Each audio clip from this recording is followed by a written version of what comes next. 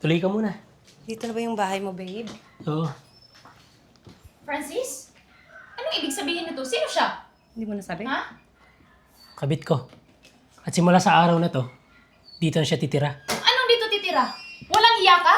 Tanggap ko na babaero ka pero hindi ko tanggap na iuwi mo dito yung kabit mo. Teka, Wala teka. ka ng respeto sa akin, no? Teka lang. Huwag mong sasaktan yung magiging ama ng anak ko, ha? Pwede ba tumahimik ka na? Wala akong magagawa eh. Buntis to! Walang hiya ka. Binuntis mo pa talaga, ha? Hoy! Wala ka na talagang respeto sa akin, Francis. Anong akala mo sa akin? Martyr na talaga? Ha? Alam mo ikaw, sumusobra ka na eh. Ano bang mapapala ko sa'yo, ha? Bakit? Kaya mo ba akong bigyan ng anak? Di ba hindi naman? So tingnan mo sa sarili mo, ha? May ginawa ka ba? Eh puro ka lang sa bahay.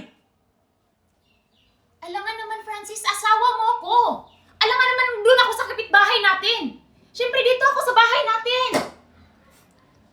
Hoy, itong tatandaan mo ha. Bahay ko to. At simula sa araw na to, kung ano ang pinag-uutos niya, dapat sundin mo. Naintindihan mo?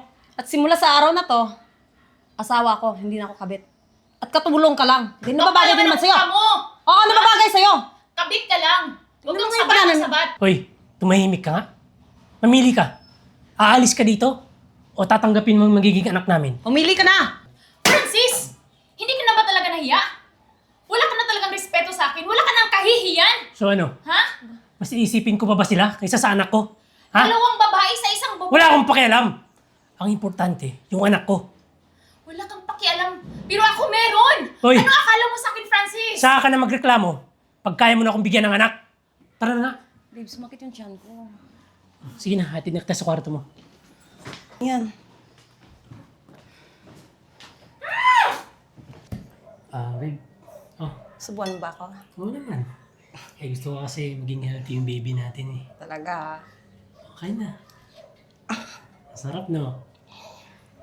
Siyempre, magaling ako magluto. Siyempre, mahal na mahal kita eh. Basta alagaan mo yung baby natin, ha? Oo naman. Teka lang. Pwede magluto ka na lang sa'yo. Kasi yung mga niluto ko, para sa amin lang yun eh. Kakasura Para sa naman anak tong ko. babaeng to. Ano ba, Francis? Pati pagkain, ipinagkakait mo sa akin? Ano ba? Puro ka reklamo ah. May kamay ka naman. Tsaka hindi ka naman buntis eh. Tsaka sa araw na to, hindi ka na asawa ha. Katulong ka.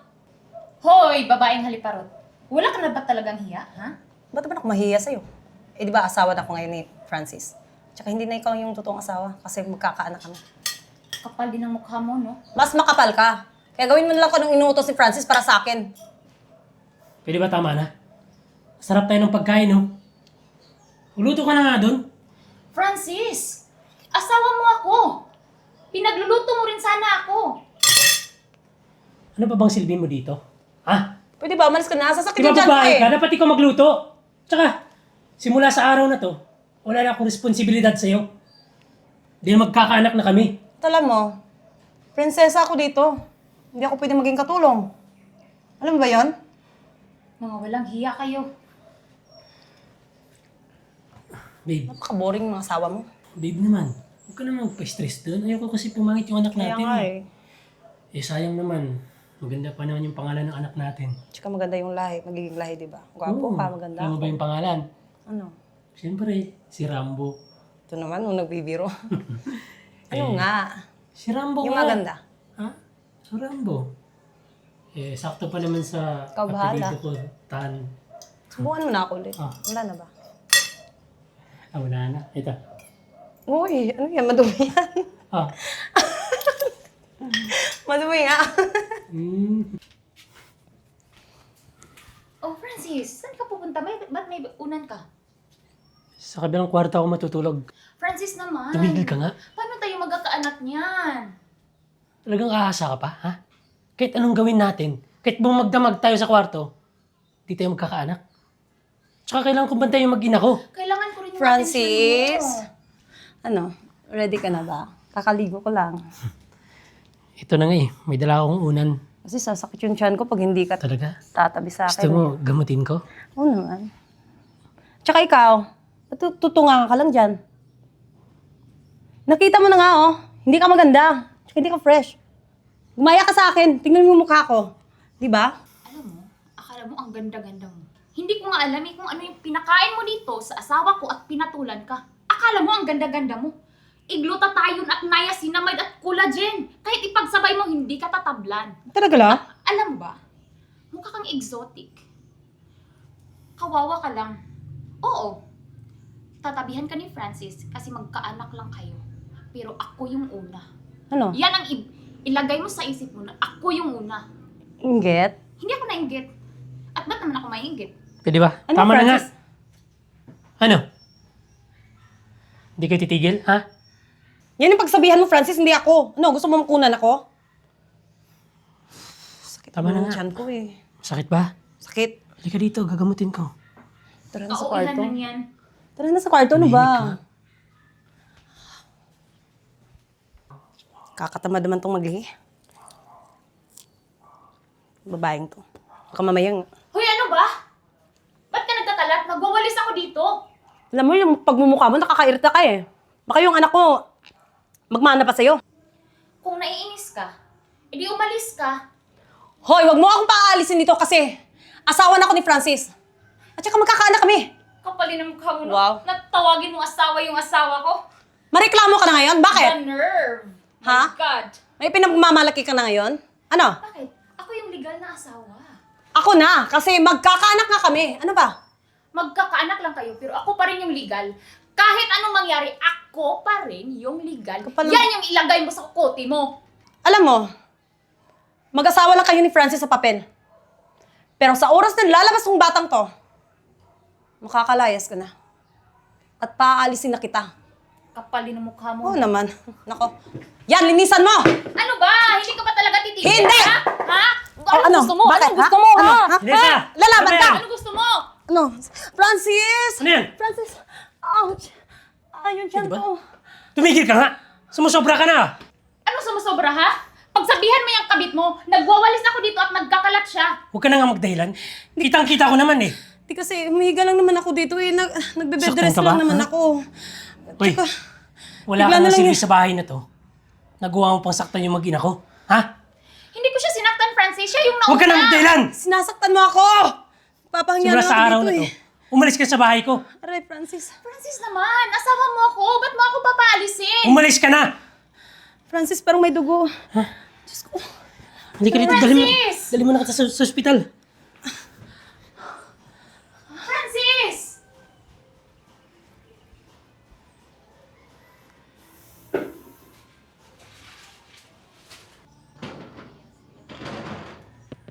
Jay? Ate? Oh, ate, anong ginagawa mo dito? Tsaka, bakit hindi ka nagsabi na uuwi ka?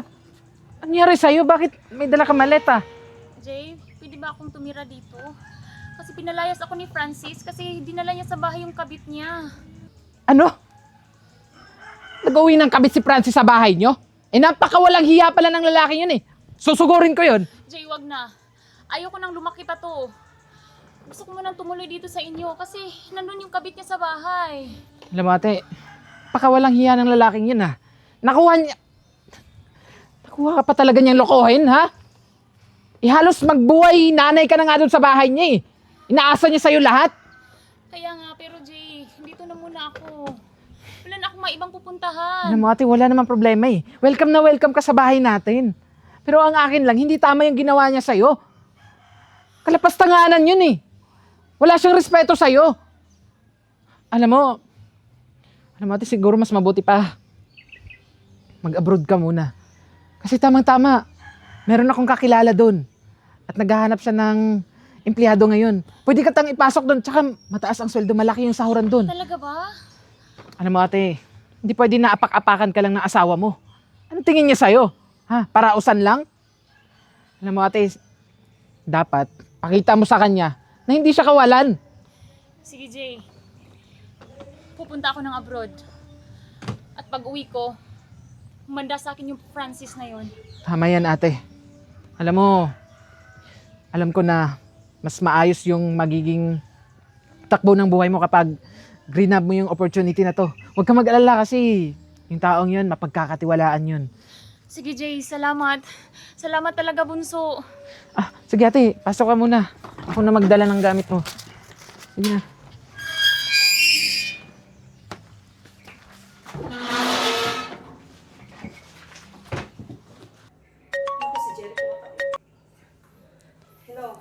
Hello babe, kumusta kayo dyan? Ba't ka tumatawag?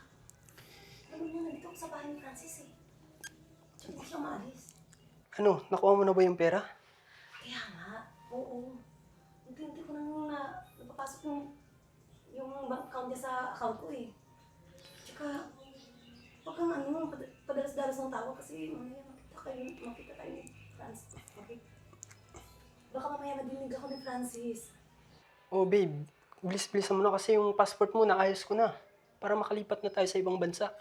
Kaya nga, gagawin natin yun. Pag nakuha ko na lahat yung ari-arian niya, hindi naman pwedeng aalis ako dito na hindi ko mabenta lahat. At saka, hiwalayin ko naman to eh. Pag pasok ko siya sa lahat ng mga... Wait. Hayaan mo na, pag nakuha ko na lahat, oo, aalis tayo. May ibang bansa tayo. Sige babe. Tsaka alam mo ba, paniwala yun si Francis na ito dinadala ko isa kanya. Alam mo natin, ikaw yung ama eh. Tsaka, sige na, baka madinig pa ako nito eh. Tsaka, tatawag ako ulit pag nakuha ko na lahat. Sige babe. Francis, Ano yun? kanina ka pa lang dyan. Hindi kasi, Ano? hindi, papaliwanag ako. Papaliwanag? May narinig ka ba? Ha? Akala mo ba hindi ko narinig lahat ng sinabi mo? Hindi, kapatid ko lang yun. Kapatid ko Kapatid? yun. Oo, humingi siya ng pera, kaso... Ayop ka talaga, ha? Francis, Pinaniwala mo pa magpapaliwanag ako na anak ko yung dinadala mo, ha? Magpapaliwanag ako, Francis. Makukunan ako nito. Wala akong pakialam. Oo, hindi mo to anak. Ano? Wala ka talagang kwenta eh, no? Lahat binigay ko sa'yo. Pati mismo ang asawa ko, pinabayaan ko. Yung pala, niloloko mo lang ako, ha? Dahil ano? Tanga ka naman kasi. Mahal mo din ako, di ba? Mahal? Hoy, kaya lang naman kita tinanggap. Dahil ang akala ko, anak ko yung dinadala mo. Francis, ganito kasi yan eh. Huwag ka nang paliwanag. At sisiguraduhin ko sa'yo, mabubulok ka sa bilangguan. Pati yung kasabat mo. Francis, huwag naman. Umalis ka na nga! Siya, alis ako.